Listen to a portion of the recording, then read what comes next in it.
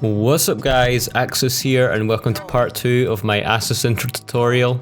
This is a 2-part intro tutorial, this is the last part. If you haven't already seen the first part, go back and check it out so you can see what we're going to be doing today. And also I've got a giveaway for 2 of my packs, my motion and my model pack, for whoever suggests the next tutorial I'm going to have on my channel. So go back and then comment your suggestions on there to have a chance to win both of those. So without further ado, let's just get right into this tutorial. So I'm just going to start where we left off here with basically what we ended on last time. So I think I'm going to change some of the colors here because they're quite bright. In my original I didn't have quite as bright colors, so I'm going to go ahead. If you do Control-Shift-Y, you can change the colors in here. So I'm going to go with like a reddish pink. Okay. And then as you can see here, we've got lots of different tints. So I'm going to try, let's go here. This is just going to be the blue color that we have. I'm going to go with another blue. Maybe kind of a kind of washed out blue color. So I just do that. And then what I'm going to do is I'm going to copy this and then put it on this one. It will just overwrite it. And there we go. And now I'm going to go ahead and do the green. So I didn't really like this green either. I'm going to go with kind of like a, don't know, kind of like a pea color. And just paste that on all these other ones. And then also I'm going to go back into our color correction here. And I'm going to go and get one of these styles. The dreamy one again.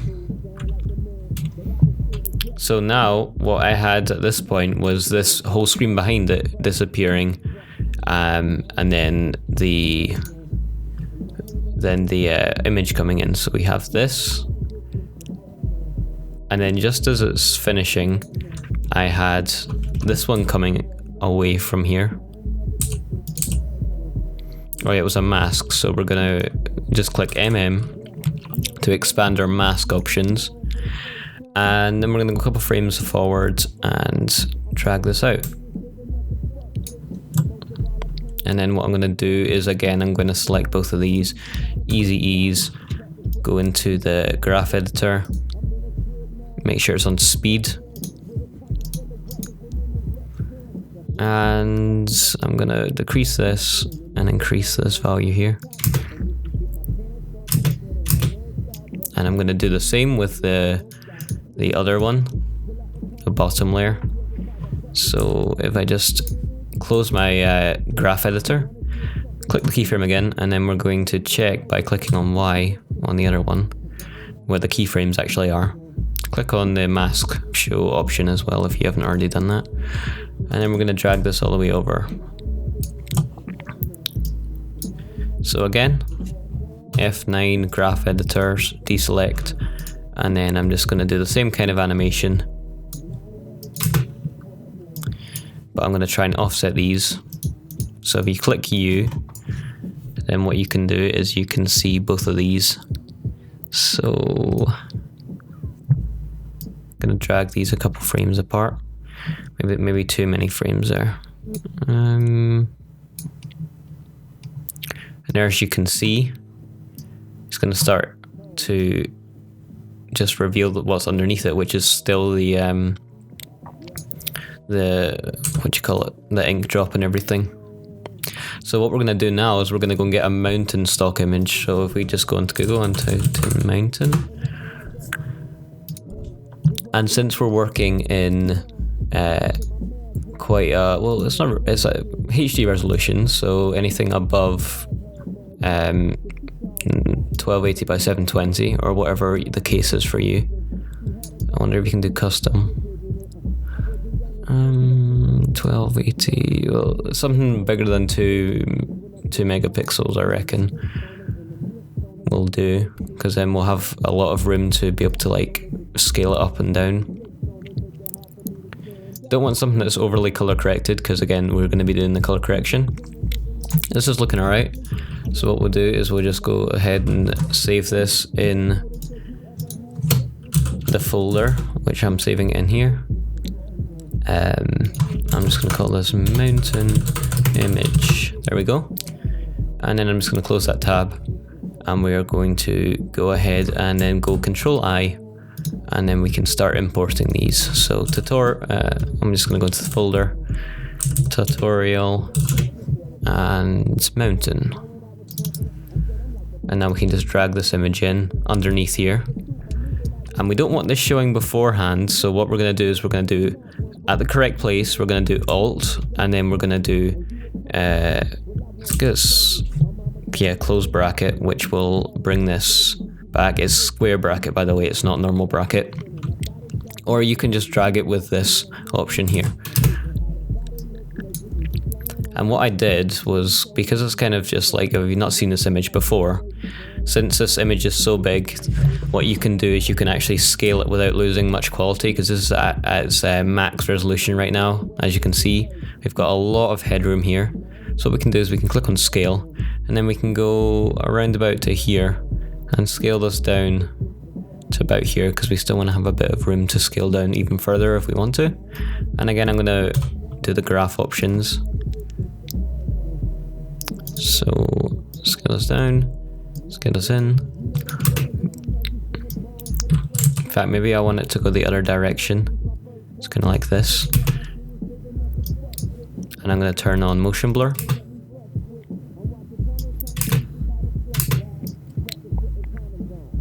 And then over the next couple of seconds, we want this to be scaling down continuously. So if I just go into the normal view so you can see what I've done here.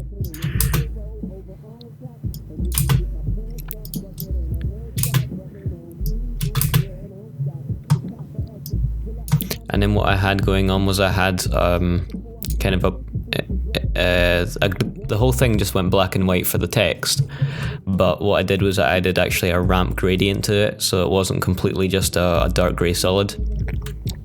So what I did for that is I grouped all of these together with pre-compose, and we're just going to call this our tut text, and that should be fine.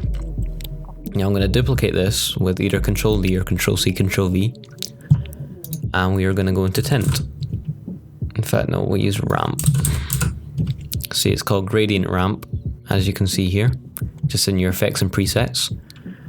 And then what I did was I brought both of these two gradients very close to each other. And then I kind of made it a weird angle like that. Now we're just going to choose some colors here. So there we go. You can copy the hexes if you want, but obviously it's nothing you can do on your own. I mean, it's nothing specific. It's just a dark grey. So again, I might move these closer. You can't really tell the difference, so you might, there we go, that's something. So you can kind of tell the difference with that. I mean, there's nothing extreme there. And I may also add a drop shadow. So I just go into effects and presets and add drop shadow to both of these. First off, I'm just going to add it to this one. Turn down the opacity so it doesn't look messy. And that should be good.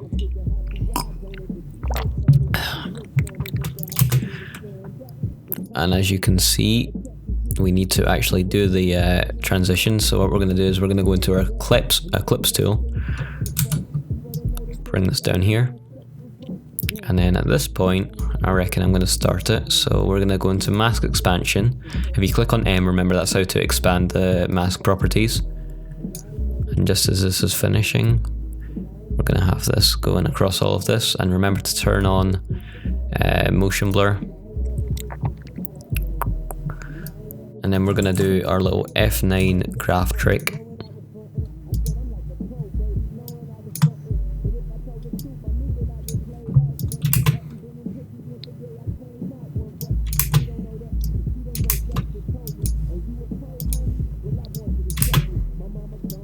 Also, what I had going on was a little scale up and scale down effect, which you can also do.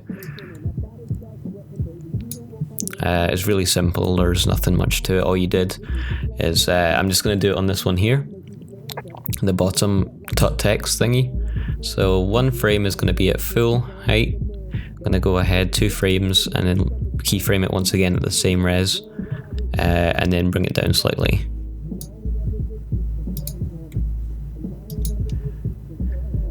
And as you can see, you've just got that really simple animation that kind of pulls all together. Or you can actually maybe have 2 frames in there, so you have a bit more of an animation going on. Oops. That's quite smooth. If you turn on motion blur, then it will make it a lot smoother.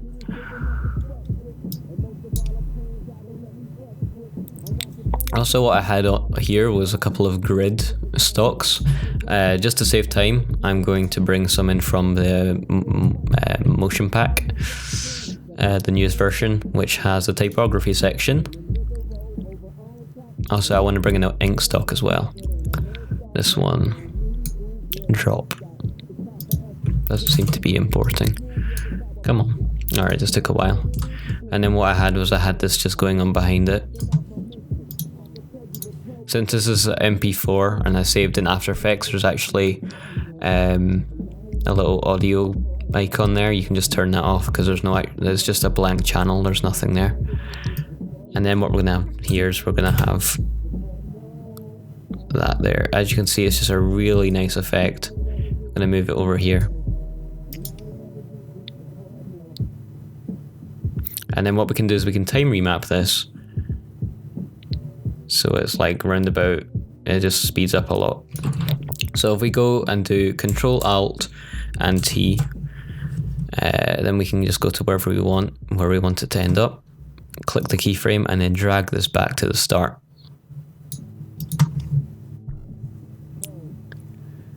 And just to smooth this out, what we can do is we can add Real Smart Motion Blur, which is a paid plugin, but I think you can get a trial on it. I'm not sure. I'm going to switch the blur amount to 1, so it's just double the original. As you can see, that blends a lot better. And we can also add color to this. I'd really recommend using VC Color Vibrance, which is the free plugin that I mentioned in the first part of the tutorial. But because of its incompatibility, well, I mean at this point of CC 2015, I'm just going to use Tint. So you don't want it to blend too well in so you can't see it, but you don't want it to be like just too stand out, you know.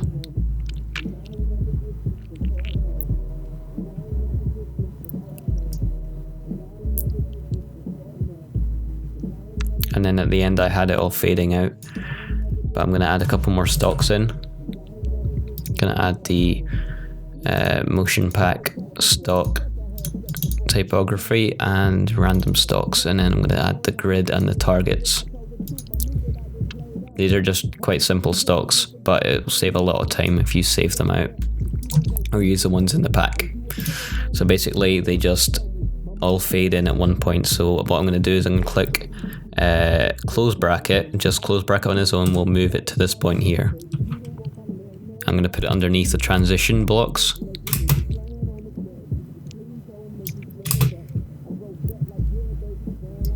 And then what I'm going to do is I'm going to have it kind of scaling in.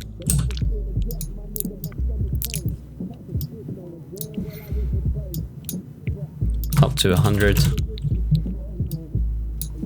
Put motion blur on and then do our F9 trick.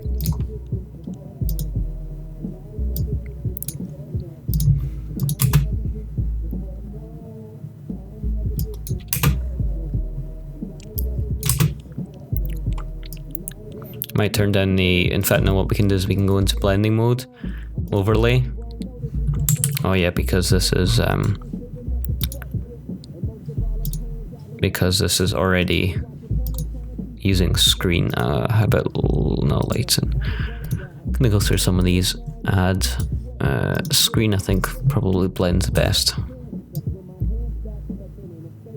going to turn down the opacity a bit to get into that tab. You click T.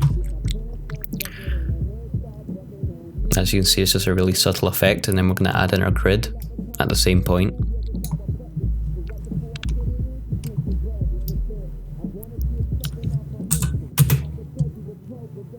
And then we're going to go ahead and do screen again, turn down the opacity slightly. I might actually put this over the text. I wonder if that will look. No, I don't like that. Let's just put it back down there. And as you can see, that just keeps scaling up.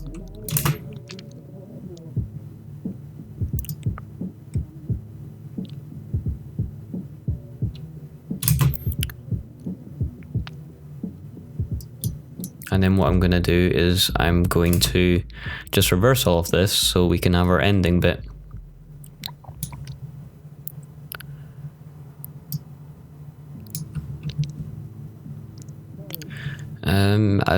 I'm just gonna decide what the best way to do this would be. I think the best way to do it would just probably be to do the text. We'll just do everything individually. So I'm just going to duplicate this. I'm going to do the mask first. So the mask will be reversing. I'm going to do this all over 1 second. So if we open up the mask in the top one, and then we just drag these, copy them, and then we right click on the keyframe assistant, time reverse keyframes, and then it will go backwards, as you can see. And then at this point, I'm gonna go to the point where this ends, and then I'm gonna do Control open bracket, which will then cut this off at this point. Oh wait, no, that's the wrong one. I'll do it this one. So bottom one we want to cut off. So then we can duplicate it, bring it up, right click, time, and then time reverse. So this will completely reverse the whole process. So whenever it starts, I'll solo it. So there we go, it's just going to start doing it there. So what we can do, I'm going to put it underneath this one. Oops. We're going to put it underneath both of these. I'm going to unsolo it. So when it starts to peel away the kind of mask, it will start to just do that kind of typography effect again. And then at this point we can start doing like, I think we could do like the drop going in reverse as well. That would look kind of cool.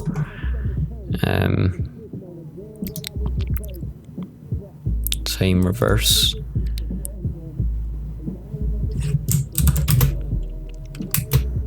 And then what I'm going to do is I'm going to slowly fade out the bottom one.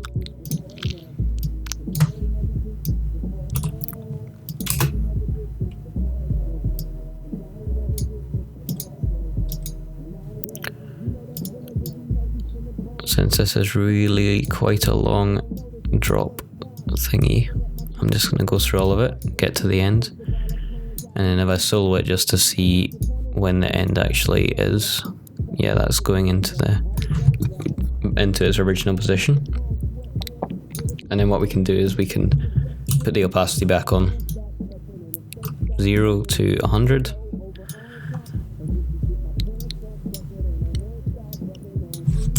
And I'm just gonna crop it there.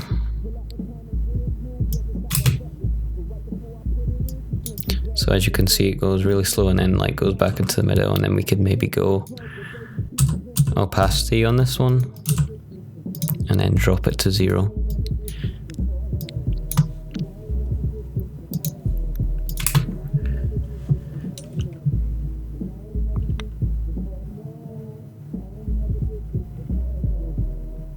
And then it's just gonna all go in.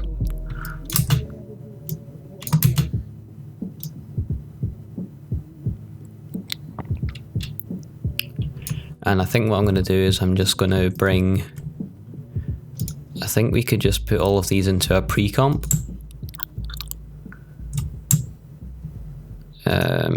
Not drop. So transition, transition 2, grid and targets all go into this comp here.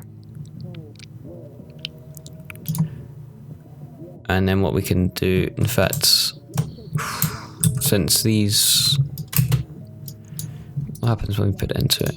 Maybe if I can leave them, nope, right. We're just gonna have to figure this one out.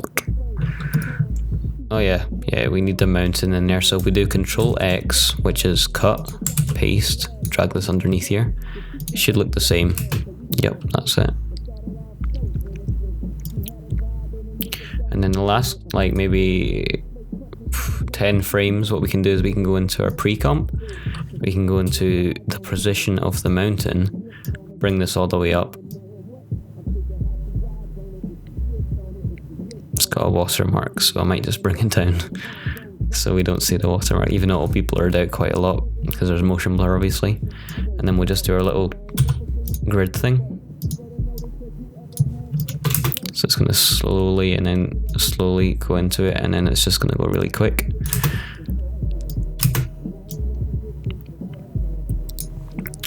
And then what I think we're going to do is we can just go ahead and duplicate the grid and time reverse. Not the grid. God damn it. Let's target. What we do is we're going to target, time reverse, and drag this all the way over here. And then it's just going to fade all of those ones out. As long as we cut that there. Might just fade it because the opacity is kind of messing all up.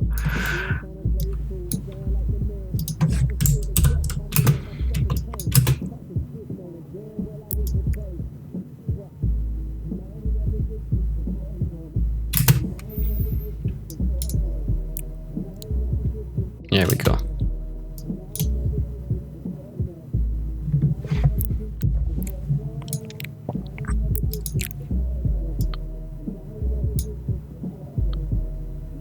Also, we need to cut all these bits at the bottom off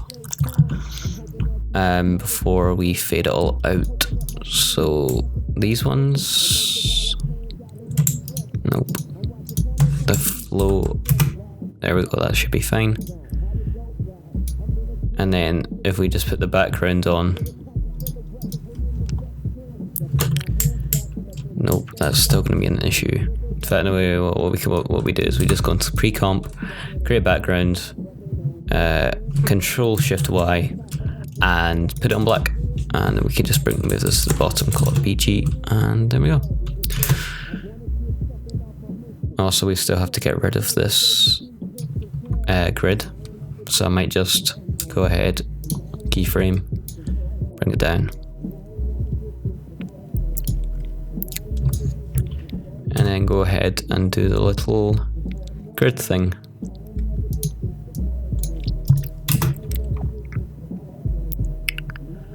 And there we go, that's everything out the scene now.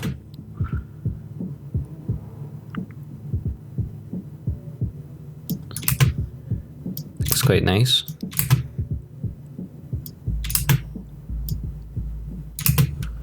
So if we just go through this, hopefully it won't take too long to render out. Or RAM preview.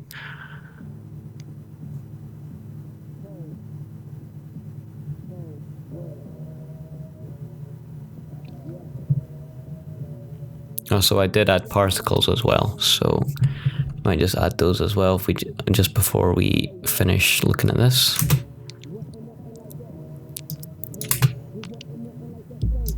Oh yeah, some things might need to be cut off because they're not even showing at the start now. Let's see which one's covering it.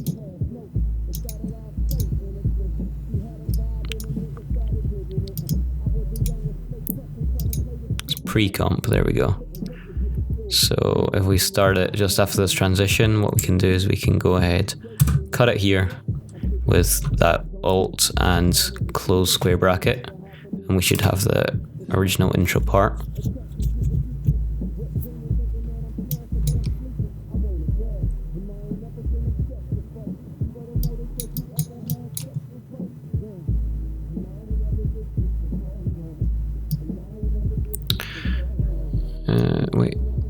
a second. This just appears randomly.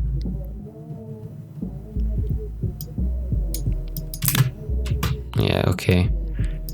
I'll admit I screwed that one up. If we put that on screen. Oh, god damn it. Since we put it on screen, kind of ruined it. So, I guess what we can do is we can bring these two out. Control X. Put these below.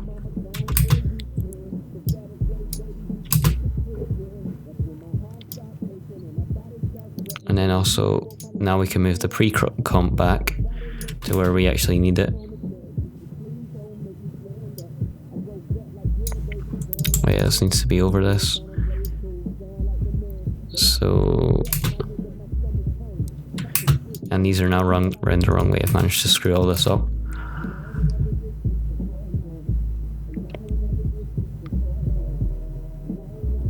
There we go. Now we don't have any matte issues. Should be fine.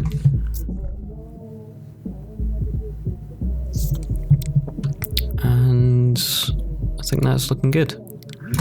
So now you can just add some particles, either use particular or use the pack that I have in the description. I'm gonna do quick particles.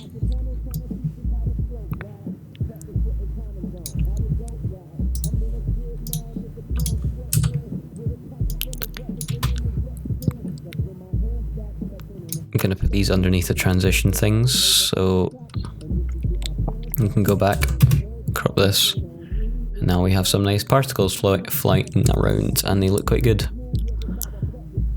So now what we can do is, since this is not going to fade out, we can just go ahead, go to the last few frames, opacity to 0, and we'll have everything fading out and looking nice. Now just add some finishing touches. What we can do is we can do Control A, recompose, and then we can just move all this through here, and we can add maybe some camera shake, just very slight. Don't completely ruin it with camera shake. I would know how to do that very well. Oh, and here's another example of why CC is not very friendly to old plugins. You can have to drag this over here. You shouldn't have this problem in any other ones. I'm using this plugin called S_shake. I'll try and find it just to make sure my reference is correct. Yep, I'm pretty sure it's a free plugin as well. So S_shake. I think this is just a tutorial on how to use it. I don't actually know what the download is for it, but there's lots of videos with downloads, so yeah, I'm pretty sure it's free. I don't actually know where the source website is, so I wouldn't be able to tell. But as you can see, there's way too much on the shake, and plus if you don't want to go around to try and find this plugin, then you can use Wiggler. In the window, you just go to Wiggler. Pretty sure I've done some tutorials when I've used it, so you're probably quite familiar if you just watched any of them. So I'll do 5 or maybe 3 on the amount, which should be a lot better, and we should see a lot of clipping. As you can see, if I go through this, I might be able to see some. Just to be safe, I'm going to go 101 on the scale, which shouldn't reduce the quality noticeably at all. And now it just kind of adds a bit more life to the scene, makes it look a little less kind of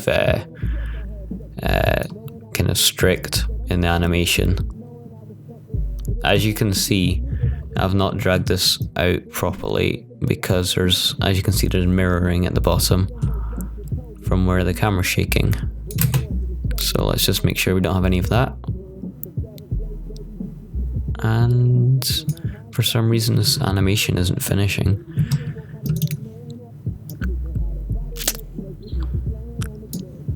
It wasn't happening before, was it? Oh well. I will try and fix that.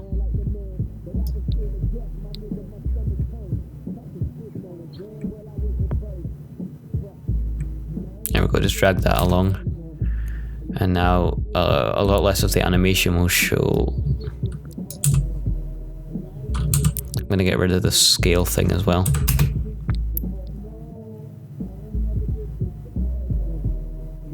So now it should be all done by the time it's... Alright, okay, see the scale is at 99, which is why there was a weird pattern there. Make sure anything like that you get rid of. That's pretty much it. So if you guys enjoyed this tutorial, remember to leave a like and go into my old video, the first part, check that out. Leave some suggestions for tutorials, and also remember to send me like what you've done with this tutorial, because I'd love to see what you guys are doing with your intros and how you've kind of put a spin on this. So don't just take this as like you have to do it this certain way. Make sure you just switch it up, do your own thing with it as well. So thanks for watching, and I'll see you guys in my next tutorial.